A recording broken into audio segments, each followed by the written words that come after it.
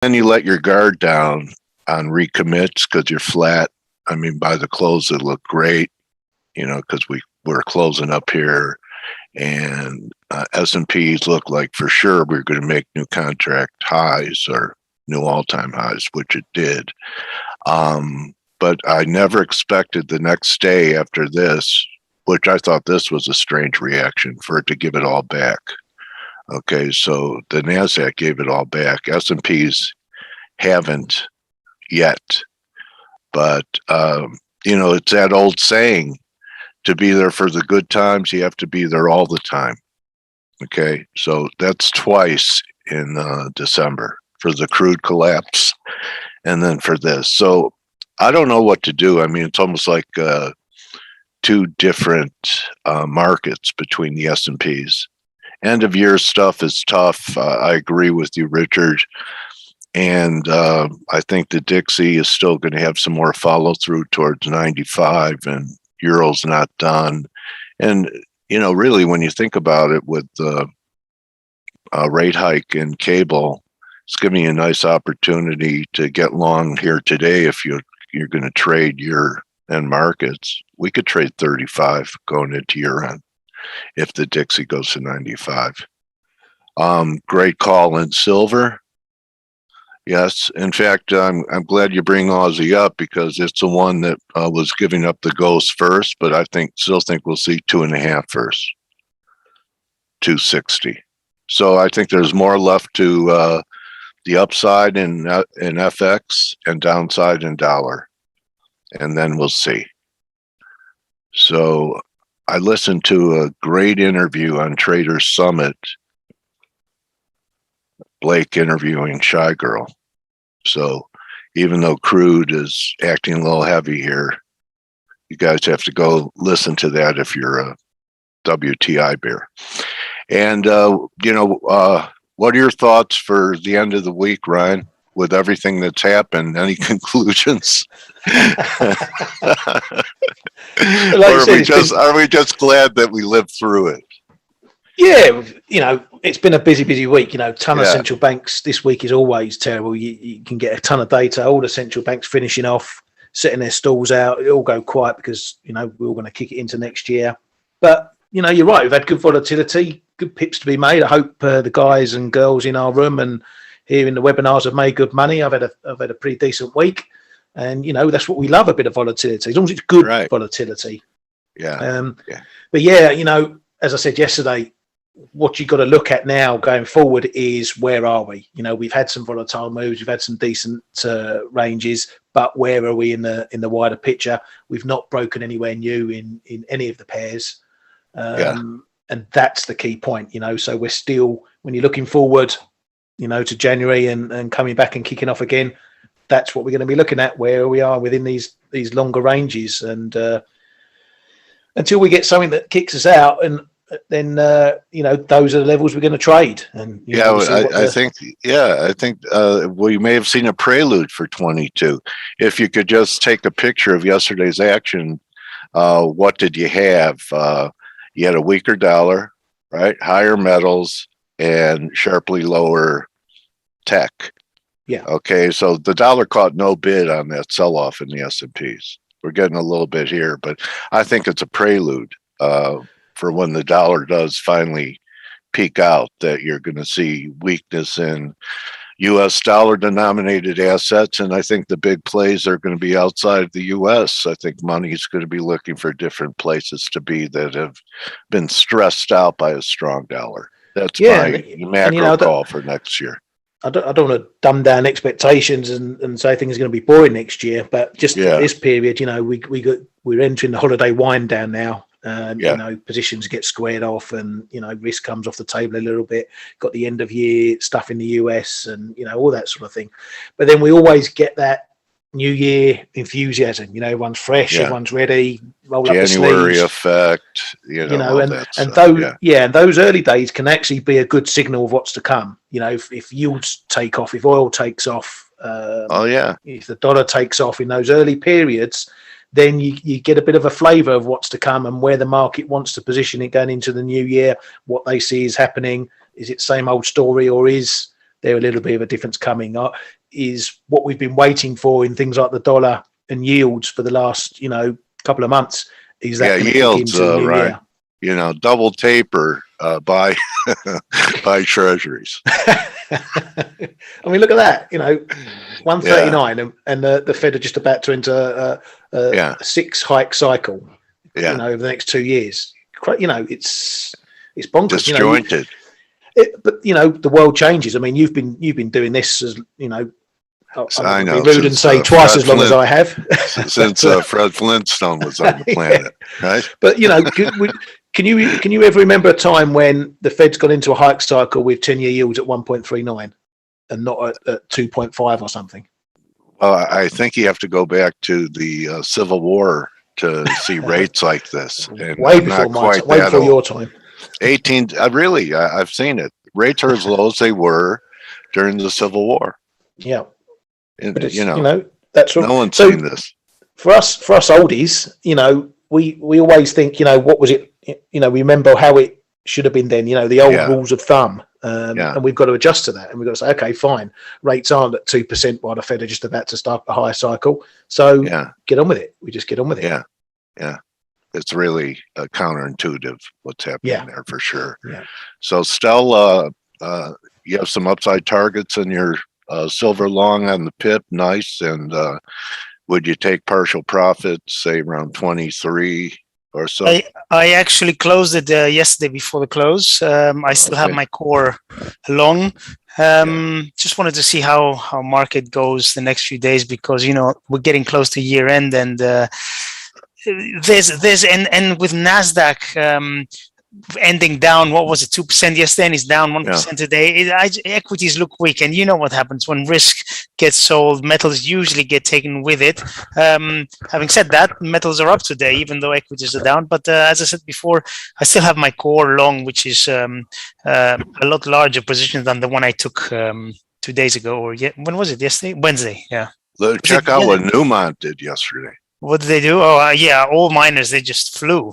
But this one really did. I mean, it was looking ugly for a long time. And here's Yamana. They all turned, but I want to get long again. I am long, but I want to get longer again. And I'm going to, be patient and wait to see what happens with from now till year end. It's going to be, it's always a bit strange trading. The moves can be a little bit erratic, but I just want to err on the side of caution. I took my profits, which was very nice for a day and a half or a day's work, and we revisit. And I was happy to see that a couple of people followed me on that from the chat room. So that was really, really good. Nice. So ForexAnalytix subscribers had a good week. I'm sure there's some people in F.A.C.E that also capitalized on a lot of these excellent ideas. And if you did, don't spend all your money on gifts, because in a few weeks, we're going to have our beginning of the year special. But what you should do, I'm going to hit you with a should, is to, if you haven't yet and you're planning on joining, is take the trial today. And, the next 10 days, you get acclimated with the site for $1, and then you really know, what you're getting at a great price at the beginning of the year. Who agrees with me out there that's listening to us? Anyone who's planning on doing it? Come on in. Set yourself up for the new year. Yeah. Mainly advance. We got some people that are interested. Okay. 10 cents a day, Yeah. Not a lot. All right. So we're looking forward to you becoming part of the community. Absolutely. All right. And I guess we could pass it over to the captain and see what he's thinking, if he's winding down, if he's packing boxes. How you doing today, Blake? What's happening? And are you enjoying that extra hour of sleep you've had for a month now? I am. I'm actually. I'm taking advantage of it. It's been great. I'm really excited. I was asked by oh, Craig, he just moved to the UK. He's like, hey, how you doing? You getting some rest? I'm like, no, I'm not. But in about a week, I should.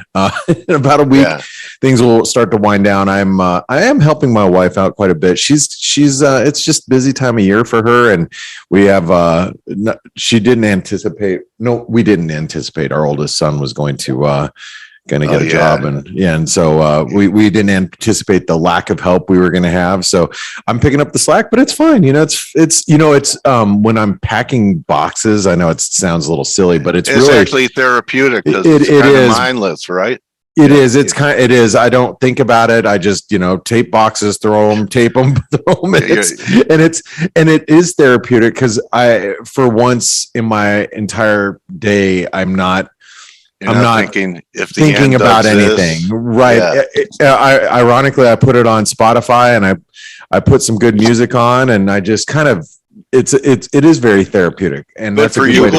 He called me to show me. So Steve and I were talking last night, and it's really late for Steve. It's like probably 1 a.m. It was 2 a.m. 2 a.m. for Steve, because he stays up really late over there. And I showed him what I was doing. I showed him a little video of me. I'm like, this is pretty much what it is, So anyway, but this has been Ryan. I heard you say that you had a really great week. I've actually had a profitable week. It's not as profitable as the last few weeks because I anticipated a little bit more dollar sell off. I got a little bit more aggressive through this reversal. Basically, I'm just kind of giving you guys a little highlight here of my broad-based dollar positioning. I got a little bit more aggressive dollar short as we failed up here, but this followed through. I was expecting, a test of the 95.50 level, which we haven't even gotten close yet. So, but Dale, I was listening to your analysis earlier, and I agree with you. Actually, I still believe that there's more dollar downside here, because let's just point out technically what we're seeing here. We are seeing a lower high, or you can say a double top, right? However you want to look at it. Failed breakout. That's where the circle or oval is at right now. Failed breakout of a triangle and these highs. Let me remove that horizontal line. So you could say double top. You could say failed breakout attempt. Whatever it is, the bottom line is we start breaking through this 95.80 to 95.50 level in the dollar index. It should open up the door for a channel support test, which is going to be back down here at 94.60 or 70.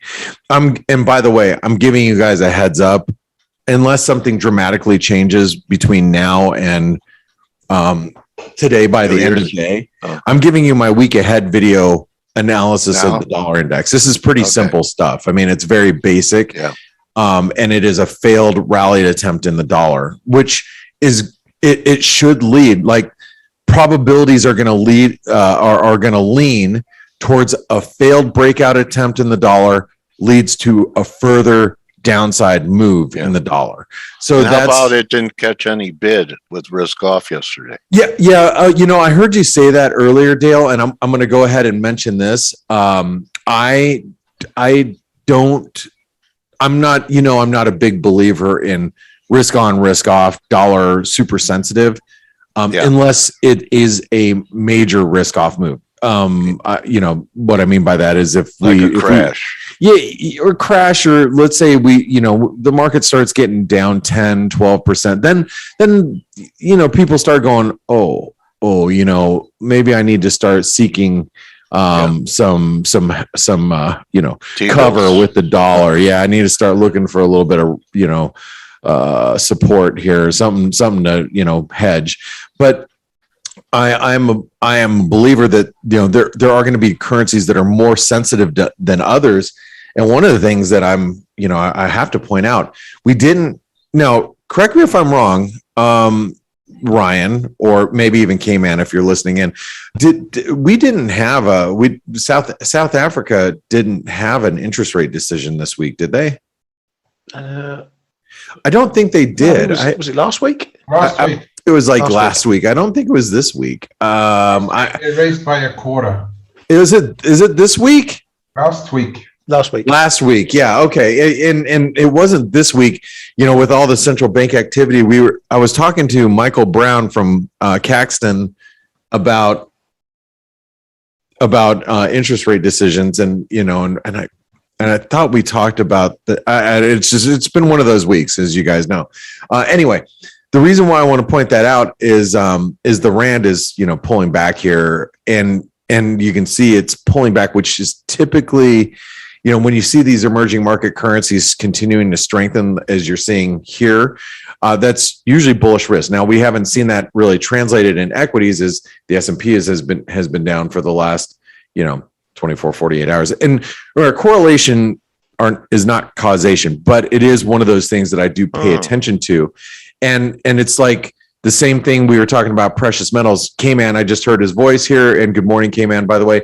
We were talking about gold and silver, and he was talking about, gold should be bullish above, and this is in the chat room. I'm not going to tell you like all of our conversation, but, gold above the 1800 levels, pretty bullish, as we get up towards, 1820, 1830, you got to be careful of maybe a bigger head and shoulder pattern kind of conversations we were having. For me, I look at gold breaking out above that 1800 level, as you guys know, via the blog that I think is the blog. I posted it somewhere, whether it was in the app or in the desktop platform here when you look at gold, or if it was in our blog. I think I blogged about silver. It's hard for me to remember all that. Anyway, but the fact of the matter is, gold is has surged higher the last couple of days, the last, let's just call it 24 hours or so. And that to me is supportive of, continued dollar weakness. I like when gold is moving higher and I'm short the dollar. That is one, and I like to, as I was explaining in the chat room, it's one of those things that I will pay attention to. And I definitely don't like it going the other direction. So in other words, if I was long the dollar right now and I saw gold breaking out like this, I wouldn't want to be long the dollar. I would be like, okay, I need to really start being very careful here. I don't use correlation specifically to trade necessarily, like all the time. Sometimes I do, but I don't use them to just trigger like, oh, gold's breaking out, I'm automatically going to short the dollar. But it does get on my radar, and it becomes more, more that trade. Bias. Yeah, it really will start to skew a bias one way or the other. And in this case, gold breaking out, it really helps confirm to me, like, I don't mind being long the Aussie right now. And I know we have this big inverted head and shoulder pattern that's set up, but it's like, okay, well, I'm long the Aussie, and I'm, my cost average right now, based on my screen, says 70.63. That's my cost average. But really, I think my cost average is closer to like 80, somewhere over here, 70, 80. But remember, we have FIFO in the US. So I started acquiring a position down here at 70 cents. I added throughout here. I bought some throughout here. So my cost average is kind of flown around a little bit, but I'm looking at it more as, hey, it's still bullish and it's still holding, well above 71 cents. So I don't mind being long. Then gold behind that also helps me, helps my comfort level with being long the Aussie, and also being long the euro. I'm still long the euro dollar. As you guys know, I've been picking this thing up closer to the 112.50 level, and we get above 113.60, and I'm probably going to be adding. I'll be looking for, once we get above here, false breakdown. This is the opposite of the dollar index. False breakdown, breakout above here, daily close above these levels. I start targeting this down descending trend line. That's a multi-month trend line, and obviously I'll probably get out, somewhere up here if we get up there, because I do believe that we're actually in a longer term bearish euro trend and longer term bullish dollar trend. But I still think that these trends are intact. And again, gold being above 1800 does support that view for me. And that's kind of how I'm viewing it at this point in time. And plus all the stronger, stronger emerging market currencies like the rand and also the peso as well. But I know Banxico actually raised rates yesterday. So anyway, just some food for thought on how I'm feeling as we go into the end of the week. Again, I'll be covering a lot of this stuff during the week ahead video, but you guys kind of got my heads up on what I'm feeling about the dollar index. I definitely have other setups that are brewing for you guys that I'll be talking about going into this next week. And speaking of this next week, and then I want to open it up for some comments from the team. Next week, it is obviously Christmas holiday happens on a Saturday, which I hate it when that happens. I love it when it falls on a Thursday, because then we take we kind of like just kind of take the couple of days off before the New Year, the Christmas Eve, and it ends up being a very lazy week. This week, not so much. This next week, just so you guys know, the Monday, Tuesday are probably going to still be pretty busy in the market. Now, Christmas Eve, you may not celebrate Christmas, but so many people do in the markets, and it's so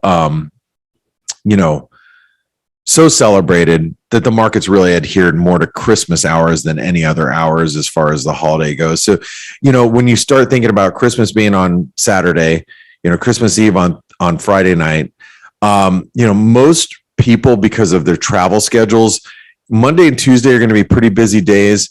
Wednesday, I would say, pairs back. I think, we will be broadcasting at least Wednesday morning. And in our broadcast, like the F.A.C.E webinar, the Morning Edge, but come Thursday, whatever you're in, just, you probably don't want to, have that exposure going into the, Christmas holiday, because the lack of liquidity is going to get really poor, towards the end of next week. So, I just wanted to say really quick is just Wednesday, just, start being really careful with liquidity. Go ahead, Ryan. Yeah, sorry, probably the only day, I think the 23rd is Thursday, isn't it? We've got PCE. 23rd is the Thursday, yes, correct. So that could be a bit funky, just in the lower liquidity. But next week is when, when you work in institutions, you're getting in late, you're going down the pub, work takes a back seat.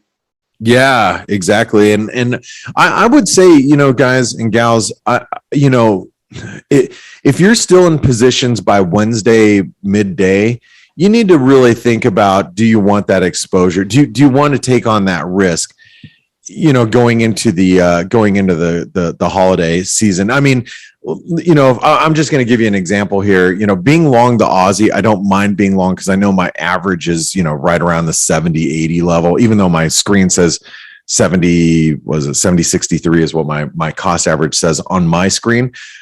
But unless the Aussie is trading well above 72 cents, I might not hold it. I've got to be in a pretty profitable position and fairly light position for me to hold it through a holiday like Christmas. And it's not because it could. I've been at holiday parties where I've seen, me personally, the Aussie dollar rip up like 200 pips. In really thin trading. I've seen it fall 200 pips in really thin trading. So, you gotta mentally prepare for that when you're in the market. So I just want to give you guys a little bit of heads up, and I want to take it from, some more experienced guys. Like, let's talk to Ryan, K-Man, Stelios, Steve. What do you guys think here, going into the last, few minutes? Yeah, exactly. I mean, we really have to be careful for end of year flows, because they can come out of nowhere.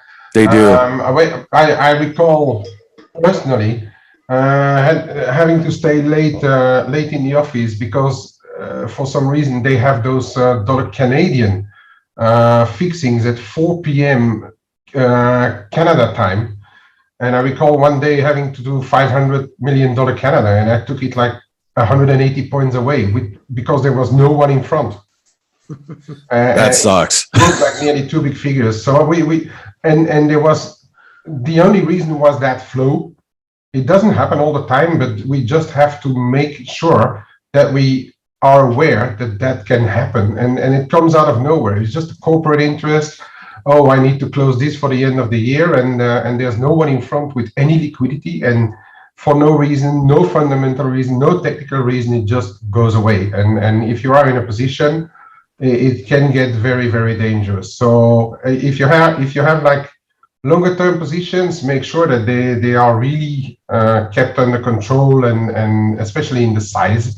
If you really want to keep them, make sure that you can bear unexpected and unrealistic even moves at times.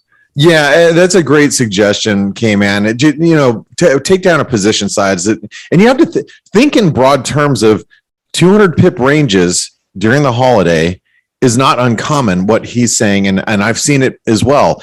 You get a 200 pip move in one direction or the other. It's great if you happen to be sided with that move when it happens out of nowhere, but it sure does suck if you're on the other end of it. Yeah. And so go ahead. Actually, you really make a very good point there. If there is an unexpected move and it goes in the way of your position, make sure to take profit and just not wait. Never look the gift horse in the mouth. Exactly. Take it. All right. Thank you, K-Man, for your input there. I think it's very valuable. Forex Gal asked, is there going to be a Santa Claus rally this year? I'll tell you one thing I never, ever, ever want to do is try to fade risk between December 25th and now December 26th, you can say, and January 1st. So that very slow lull where you've got, a few days open, and, and this year it's going to be, the market will be open the 27th through the 30th. So you're going to, the following week after Christmas, you have the 27th through 30th, the market will be open. That week, I do not think you want to be grinding, trying to grind away short risk. That's the week that usually you get this like very low liquidity grind higher, because there's that continuous funnel of money always creeping into the market, and no one wants to stand in the way of it. So that also does count as a Santa Claus rally, and I've seen it. So just be careful. Santa Claus sometimes does come after Christmas. Ryan, do you have any last minute comments here? No, I'm pretty much on board with what you say. Take care, take it easy, make sure your positions are covered. Be safe. Markets will be here in January. If you have to close out and re-enter, so be it. Your account is number one. Yeah, that's a great point. Amanda in our chat room, she had a great month, and it's already, it's December 15th. She's like, I might see you guys, I'll pop in for the holidays. And a lot of people do that. And there's no shame in it. And it's definitely, and if you've had a bad December for whatever reason, like let's say you were, stuck on the wrong side of some trades, don't try to make it all back this time of year either. It's not the time of year to be doing it. Stelius, I haven't heard much from you regarding this subject. I just want to say one thing. When I was working in London, I used to love working during these times because they're liquid, and when you're a market maker, it's an opportunity to make money. It was easy. Now that I trade for myself, I basically don't trade almost at all during these days because I'm on the other side, and it's very different. So wait, you don't have as much money as you did at Barclays? No, yeah, almost. No, I'm not. Oh, no, okay. So yeah, it depends on which side you're standing, right? And I think it's best to err on the side of caution, unless obviously you're an institutional investor, in which case you can do, whatever you want. But yeah, stand with you, Stel there. Yeah, and so that's coming from two guys that traded at big top tier banks. Some of the biggest banks in the world. That's some pretty powerful words. Steve, haven't heard much from you regarding this. Any thoughts? We have Grega as well. We're going to have Grega in I don't really care about what Grega has to say. No, I love Grega wherever he is. But wait, let's hear from Steve first, and then let's bring on Grega, because maybe Grega can give us a nice Elliot Wave view of the markets. So, of course Steve, you will.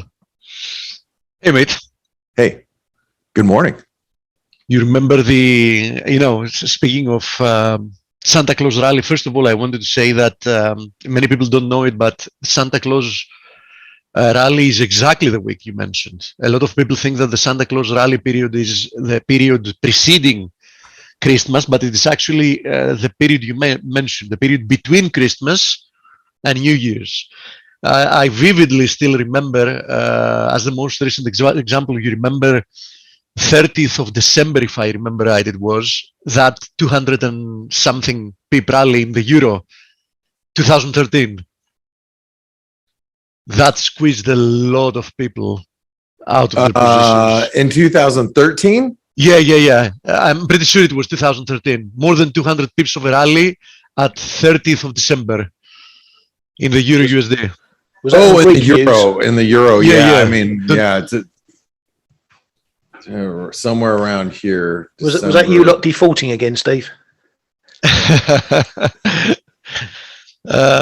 So yeah, weird things can happen during this period, and it's extremely easy to manipulate even the FX markets, because it's the only period of time that even the FX markets are really deprived of liquidity. So basically, in my opinion, it's better to go enjoy yourself in a casino, to celebrate Christmas or New Year's or whatever you want, than try to navigate the markets. Of course, now if you have some long-term positions, that's a different story, right? You just make sure that you don't get squeezed out of them during this period of a few days, and everything should be fine. But if you're looking for shorter-term trades, this is definitely, as Stel said, if you're not working in the sell side, this is definitely the period you don't want to be involved. All right. Now, having to do with the reversal lower in risk, I mentioned yesterday explicitly that I really think there is no excuse to what happened with risk assets, given the fact that there is no interpretation that can really be bullish. So I'm not inclined to fade this pullback that we saw yesterday. I'm still in wait and see mode, having to do with what the markets are doing.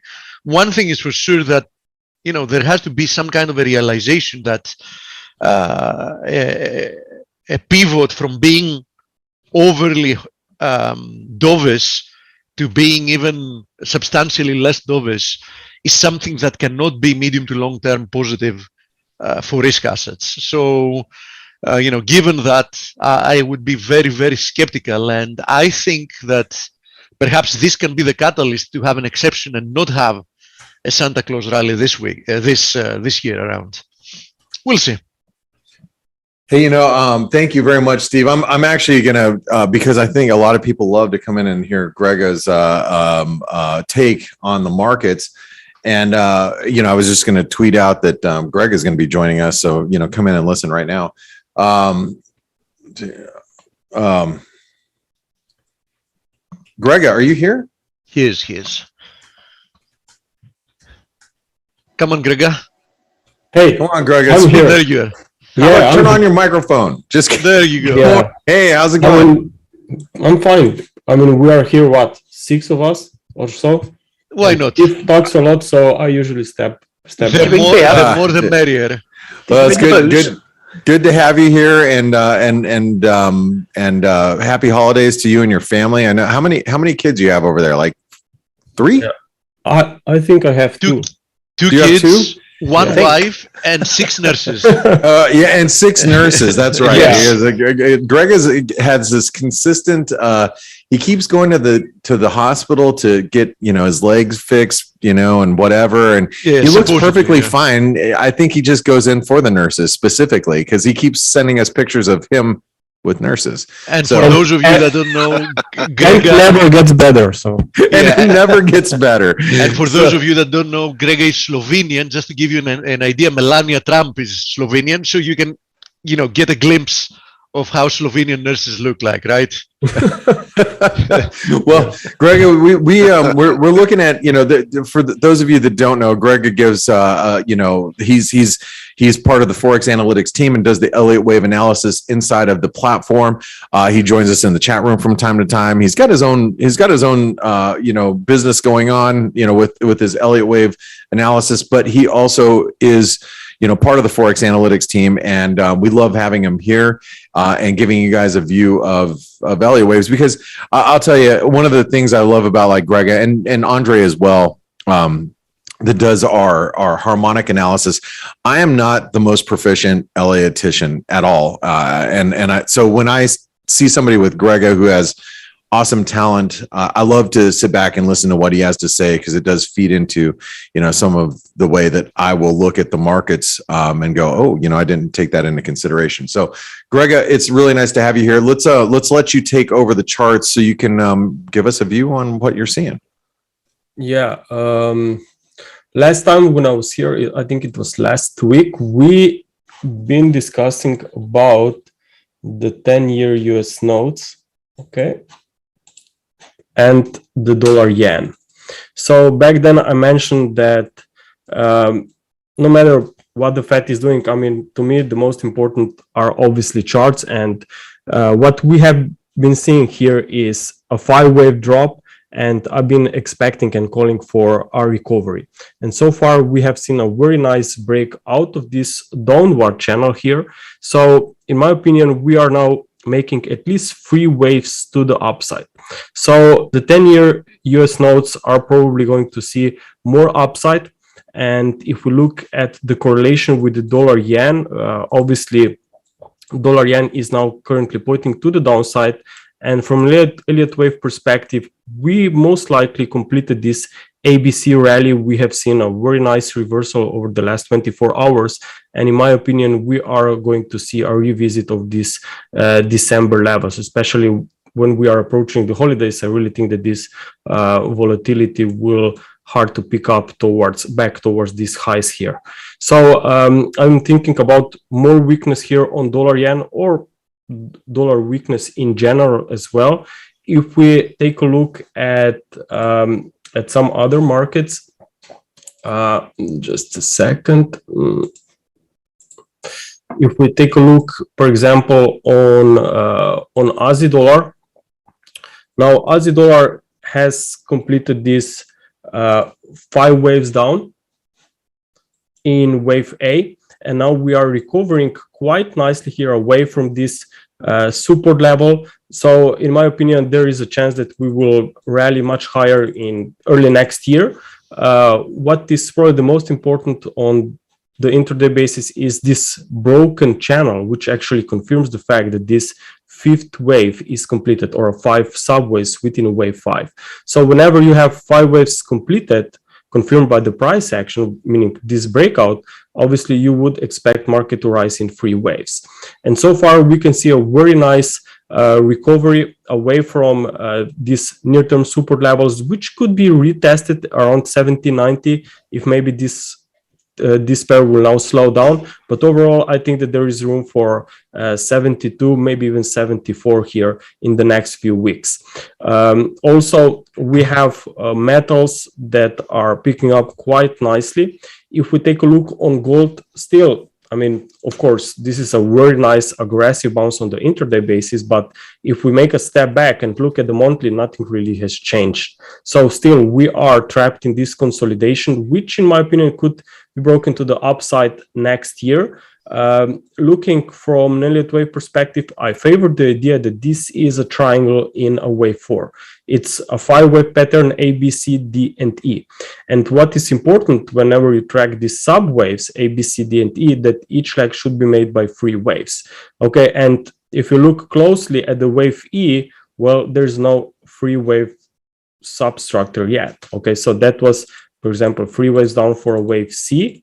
Okay, this was a 3-wave movement for a wave D, and obviously I'm expecting something similar for this wave E. And if we look very closely here on the 4-hour time frame, we are, as I said, recovering quite sharply. So in my opinion, it's the first leg of this corrective recovery that could unfold maybe towards the end of this December, but I think that there can be limited upside around 1840, 1850. That's where we again should be very careful, around 61.8% for a potential new reversal to the downside. So as long as this market is now recovering, silver as well, I think that there is a chance that actually dollar will see more weakness versus Aussie and other commodity currencies. Crude oil, ABC correction also there, on crude oil? Yeah. Yes. I mean, firstly, if we go on a daily chart, I mean, still there is a very strong uptrend, obviously, but I think that this uptrend is now pausing down, maybe for $60, maybe even for $50 per barrel next year. But before we may see these levels, I think that this current bounce could become a little bit more choppy or complex. Maybe something similar like we have seen in the previous pullback when likely an attack at 77 again. Yeah, perhaps, 77, Grega. yes, and 79. This is what I'm looking for. Okay, so I will be comparing the current rise to the previous fourth wave consolidation. That's kind of a price action I want to see in this wave B. If we go to the 4-hour time frame, I really love the price action here. Yeah, nice bull flag. Yes, and previously we have these 5 subwaves up for a wave A. So whenever you have these 5 waves up, it suggests that market has at least temporarily changed its direction. So whenever you have then a 3-wave counter trend movement, you would expect a breakout in impulsive fashion in the same direction like the previous first impulse, meaning to the upside. So I'm thinking about more upside here. The 61.8% is obviously the first resistance, but much more important would be around 70, 750 up to 79. That would be key levels probably for this wave B to stop at the resistance, ideally at the beginning of next year. So for now, I mean, as an intraday trader, I think that this has room for more upside potential, and at the same time, obviously, you have to consider that dollar Mexican peso, dollar versus NOK, dollar versus CAD, all those currencies currency pairs could see more weakness. So if we look, for example, at dollar versus Mexican peso, we can see a very nice reversal here from that resistance area here on a daily time frame. Okay, so I think that there is a lot of downside potential for next year on this one.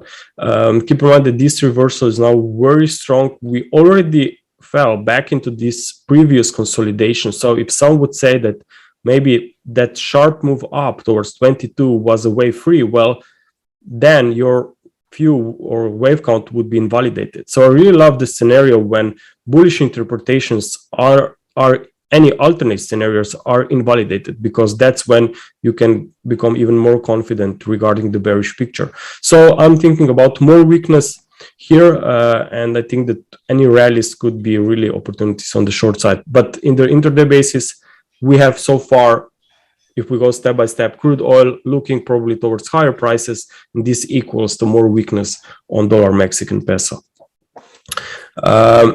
If we look at the dollar CAD, this one is not showing the best picture. I mean, CAD is not that strong, but still it has a potential completed this 5-wave rise from October levels. Okay, now you are seeing a very sharp intraday reversal. So based on terminology, whenever you have completed 5 waves up and then this intraday bearish reversal, a very strong impulsive fashion, then this suggests that market could retrace back to the termination point of the previous fourth wave. And this was here around 12640, which was also fourth wave of 2 lesser degrees. So I think that this whole zone could be quite interesting to see it retested, let's say, in the next few weeks or days. It depends what kind of a momentum we can get to the downside. Now let's take a look also on the S&P 500. Now, S&P 500, to give you some update on longer term charts here, I think that we are making this blow-off move into a 5th wave of 3. So this is obviously an extended lag, can be seen as a mania cycle, but still we have to respect it's an uptrend. It can see much more upside, but overall I think that there will be pullbacks coming, and I would not be surprised if something aggressive to the downside will occur maybe next year or maybe just sideways. I just don't believe that we can see or continue with this acceleration through the whole next year. I think that sooner or later will slow down. And if we look at the daily charts, daily wave counts that I prepared here, now the first interpretation and my primary wave count is that we are going to see till the end of December, we are going to see a slow price action. Ideally, this will unfold as a wave 4, flat, maybe a triangle. Okay. And the supports in such case would be around 4,500 down to 4,260 area. So that would be support for a wave 4. More aggressive outlook would be that this is actually not going to be a irregular correction for a wave 4, but rather a top formation here with an ending diagonal to complete wave 5 of 3. Okay, but even this one suggests that we are slowing down. So the idea is that I have two different wave counts, but both interpretations suggest that we could see more weakness in the near future. And I will also show you the 4-hour chart here, where you can see that move to a new high, again, was made by 3 waves. So again, this could belong to a flat correction or maybe a triangle or a wave in a wave 4, or maybe final top of an ending diagonal. Okay, because each leg in ending diagonal is made by 3 subwaves.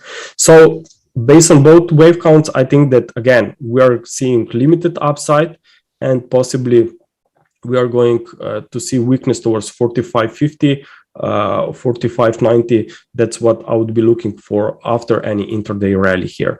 Maybe even we can drop towards, as I said, 44.90 if this whole correction would, whole price action would be as a flat in a wave 4. Okay, so the idea again is that we are probably slowing down here for holidays with the risk, with the potential more risk to the downside. Let me check if I have anything else here on my list real quick. DXY? Rundown. What? DXY?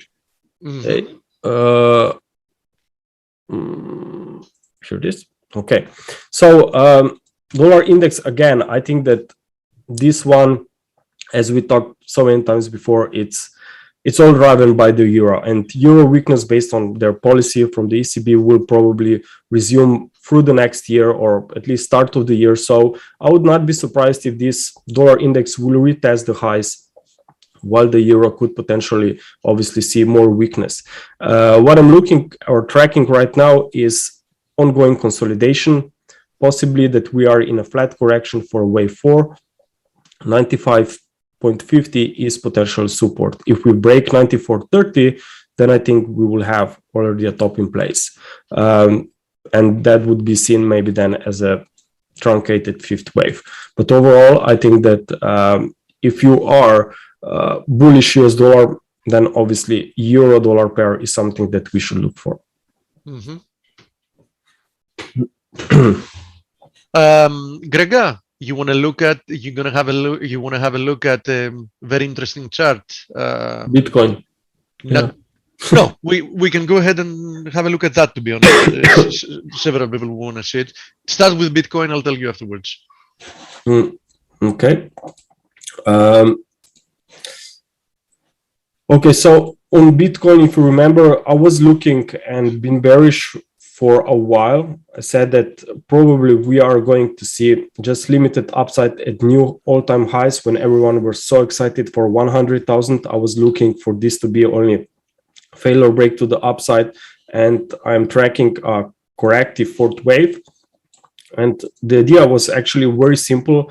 This to me was just not enough complex to be a wave 4 compared to the previous wave 2. So that was why I'm looking for this interpretation to be a flat. This is a logarithmic scale, right, mate? Yeah, exactly. Okay. Because I'm looking on logarithmic scale because the whole price action, the longer term charts will obviously have much more clearer and visible. Oh, no, I agree with you. A lot of people don't know that, but if you're looking long-term horizon, especially in charts that have moved a lot, I think the logarithmic scale viewpoint is a much more objective one. Yeah. So it's just, but it's not good to maybe define price level, but just rather than direction or direction. Yes, exactly. To get an idea of the general trend. Yes, exactly. So here on Bitcoin, what we are seeing now is a broken trend line, and I think that we are going to see more weakness here into wave C, of course, the first support would be around 40,000, then you have 30,000.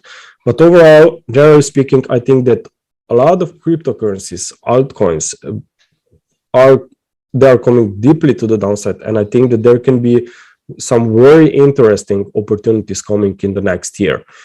So if you are looking to some long-term investments on crypto of some percentage of your portfolio, I think that there can be some very nice opportunities, because there's definitely going to be much better levels, entry levels, compared to what we have seen month or 2 months back. Even if we look at the total market cap, at least in the for the short-term picture, I'm tracking this triangle. Seems to be dropping. Yeah. Yeah, I'm looking at the triangle. So the whole market obviously is probably going to reprint these previous lows from that month. Speaking of which, Ethereum looks much better than Bitcoin does. I mean, much better lately. Ethereum, let me check. Yeah. Yeah, Ethereum had its own moves recently, but still, even if we look here, I mean, I'm tracking a fifth wave of 3, so again, limited upside opportunities could be on a pullback.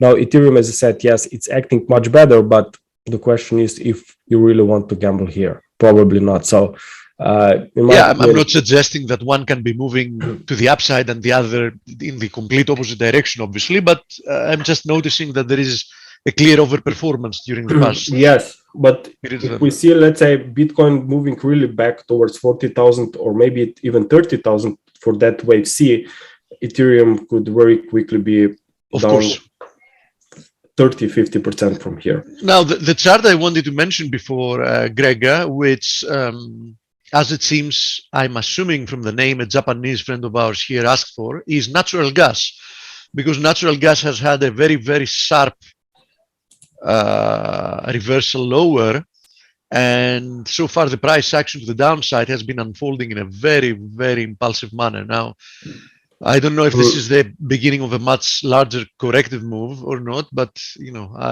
it would be nice having a look at it from the Elliot Wave perspective. Honestly, I didn't look at it for a while now, to be completely honest with you, but I still think that the most important to me regarding the long-term picture is a cycle. Yes, exactly. I agree with you. I remain bullish in the medium to long term. It's just if you zoom, because now this is a monthly chart. If you look at a daily chart, you'll notice that we've had some really sharp. Some really sharp sell-off. Yeah. Yeah. I mean, whenever I see this kind of a price action, even hey, morning, buddy. Hey, you're still here? Oh, sorry, that was my fault. Hey, good morning. Bye. Hey, good morning. This is Blake. Welcome. Hey, to all right. Sorry, webinar. people running by my office door. All right, see ya. Okay, maybe he wanted to interrupt us because of natural gas. Exactly. Because I don't have any good idea here. I mean, longer term. Short term clearly remains bearish. If you look at the very recent price action, this looks very, very ugly. It looks like it wants to continue to the downside. Yes, but if we look at that, maybe this could be wave 1, this wave 2, wave 3. Yeah, it still didn't overlap. But even this kind of a sharp drop, I mean, I would not be looking for any entries on this market. But if we could suddenly rally, let's say at the start of January if we are back above 5, then I think this would be quite important signal that we are headed again, that we are still in upturn, and this will most likely continue. But whenever I have this very tricky price action, I'm trying to look at the markets, maybe not so much from an Elliott Wave perspective, but just from a technical perspective, basic technical analysis. We are still holding this trend line support, and you have here 1, 2, almost 3, 4, and now fifth wave retest. So I think that as long as this trend line holds, there is obviously a chance that this market will still recover. It's not really bearish, it's not bullish, it's more like a neutral. I think we had some kind of a record. I haven't gone back in price, but I'm assuming that hasn't happened many times. Grega, the last week we had like we completed like 6 consecutive down days that brought the market down by 35%. So the market depreciated by 35% in 6 days. Whoa. Just to give you an idea of how strong this pullback has been. Yeah, I mean, the rise was also very strong, but probably yes, this is more reason for weakness here is probably more cyclical. I mean, a lot of commodities, even copper, came to the downside recently. So a lot of commodities made those pullbacks when dollar recovered. So maybe this retracement is just not a surprise. Yeah, probably a lot of weak hands got caught, you know, in this move, and a lot of people probably got, you know, seriously damaged from this move to the downside. But as you said before, I haven't changed my mind that for the time being, I'm still looking higher in the medium to long term. But short term, this price action looks very nasty. Yeah. I mean, but if you look at the personality, because each market obviously has its own personality, I mean, there was no real directional moves at all on natural gas. So it's, from Elliot Wave perspective, this is very difficult market to track. It is a market that has a lot of whipsaws. That is very true. A lot of whipsaws, and people need to be cognizant of that. This is not a market like, let's say, Euro USD. I mean, nothing, you know, nothing in comparison to something like that. So you have to, as you said, each market has its personality. So you have to trade natural gas by, you know, taking the equivalent risk, using the appropriate stop losses and targets, taking into account that this is a much more volatile market than, let's say, an FX market. Yeah. Unless we're talking about the USD Turkish lira. Yeah, I mean, I could be updating the wave counts on Turkish lira each day, probably. Oh yeah, absolutely. Each hour. I mean, I'm not sure where this thing will go. But I have it here, I think. Yeah, Adonis makes a comment which is very true. That's the main fundamental reason behind this sharp sell-off. He's mentioning the pretty warm winter that we've had so far in the US, which initially was not expected, and that of course has contributed in deflating natural gas prices. And yes, if for some reason this reverses later in the winter, personally, I'm 41 years old, so I'm not that old. I mean, I'm not like, you know, Dale, that's 121.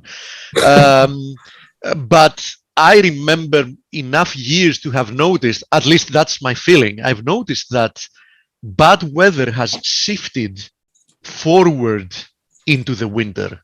I mean, at least here in Greece, I noticed that the cold days of winter have moved closer to spring than it used to be in the past. So I don't know if that's something like more of a global phenomenon. So I mean, here we can also see that September is can be quite good. Yeah. Here we can have literally summer days up until end of October. I'm not kidding you. Trader, economist, meteorologist. There you go. You know, what a run. I can also read your palm, Dale. It itches right now. That means money's coming. Anyway, having to do with the USD Turkish lira, Grega, I think we can see the psychological 20 level getting hit. I honestly believe that. Yeah, I mean, firstly it was 5, then it was 10. How do people on the ground adjust to this crisis? What they do, Steve? You can't. They have everything. Miserable. I mean, but they in Turkey probably everything what they do. What I see, everything is priced in euros anyway. Yeah, and many companies just pay people. I mean, you know, higher paid people. They demand salaries in, you know, in dollars or euros. But as you understand, once again, as always, and we've explained that multiple times, inflation is a phenomenon that hurts mostly people that exactly, that are from the middle class and below. And the poorer you are, the more you get hurt by it. So, the average day by day, income type of worker, of course, can have no demands to be paid in another type of a currency. So what happens if, by the way, I don't know if you saw, Erdogan announced that he's going to be increasing from the new year the minimum wage by 50%. Now, you can understand that. By the way, I was looking at some analysis that Professor Hanke has been doing. This guy is, in essence, devoted in measuring inflation globally in several countries. His estimations are that the annual inflation rate in Turkey at the moment is 85%. So, it's like the Weimar Republic. Yeah. So you can understand that even this minimum salary wage increase by 50% is eating not away even going. eating away in an hour. Not in an hour, but of course, if they continue like that, it might get to that as well. But in any case, it's just going to undo basically having to do with purchasing power, the damage that only a few months have done. Yeah. Wow. Anyway, he obviously wants to have everything under control, so that's the biggest issue. Yeah, but what he doesn't understand is that this is the only sure way to lose all control, which is almost happening already, right? I mean, he's been firing ministers right and left. He has been firing central bankers simply because people just can't. I mean, anybody that's half serious can't keep agreeing with him in these devastating economic policies, right? So there's going to be a very bitter end to this experiment, which it's not an experiment. This is the wrong word actually, because experiment is something you try that hasn't been tried before to find out what happens. In this case, he's trying something that has been tried before, and we know exactly what happens. Yeah, it's a tragedy. Yeah. Anyway, yeah, and then when this happens, that's when this market could turn around. Yeah. In any case, believe it or not, I think this economic disaster that we're seeing unfold in front of our eyes is actually going to probably accelerate the move to a much more stable political situation, because I can't imagine that it's easy for this situation to keep unfolding for another almost couple of years until the next election cycle, because as you see, this situation has started escalating in a geometrical pace, right? Which I think is going to inevitably trigger developments that might happen a lot faster than expected. Well, he'll start a war, Steve. First the economy goes, and then to keep the people together. You know what the problem is, Dale, that during this type of mania he got himself during the past few years, thinking that he's some kind of a Napoleon or whatever. Yeah. I think that his dream has always been to become like a bigger, more recognized statesman than Ataturk had been, Kemal. Okay, yeah.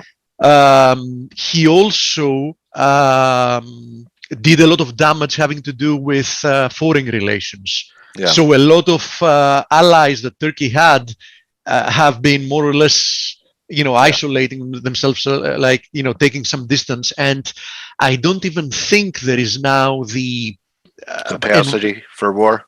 Yeah, the capacity for war, because there is very hard for him to find any allies to go through it. And you know how it is with politicians, right? Once your political capital starts running out, you start running out of friends very, very fast. Who wants to back somebody that is on his way out in something crazy? You know what I mean? Putin. Yeah. He's got lots of leverage. Anyway, I don't want this to run into you guys do Morning Edge on Friday, right? Absolutely. Okay, so I want to thank Grega for showing up and putting a real nice finish on the week with some great outlooks. Thank you, Wizard. Thank you. And Steve, it's great to hear you. And God, I have been in your classroom for a while. I miss it. And it was great hearing you and the whole team. And I hope everyone has a great weekend. And really, this is the time to get involved with us. So use the weekend, if you're not shopping, to shop your 2022 strategies, because I think you've gotten some great looks, and come and talk about it in the chat rooms with, surround yourself with people that are doing this for a living. So that's a wrap. Hope everyone enjoyed the interviews as well. Some decent intelligence gathering there. And hey, don't just count your pips, count your blessings. And looking forward to wrapping up the year with you guys in 2022. I really think it's going to be a much better trading year. I think we're getting a preview here in December of what we could look forward to. So thank you, Steve, Grega, Blake. Thank you, Stel, Dale. Thank you, Grega. the whole Thank you. team. Have a great weekend, everyone. And Have a remember good time. to, Bye. what's that, Grega? Have a good time. Have a good weekend. Yeah, okay. And, be thankful. Okay, so that's your assignment, to be thankful this weekend. And we'll get them again next week. Adios, everyone. Thank you. See you guys. Best team on the net, the dream team. Adios.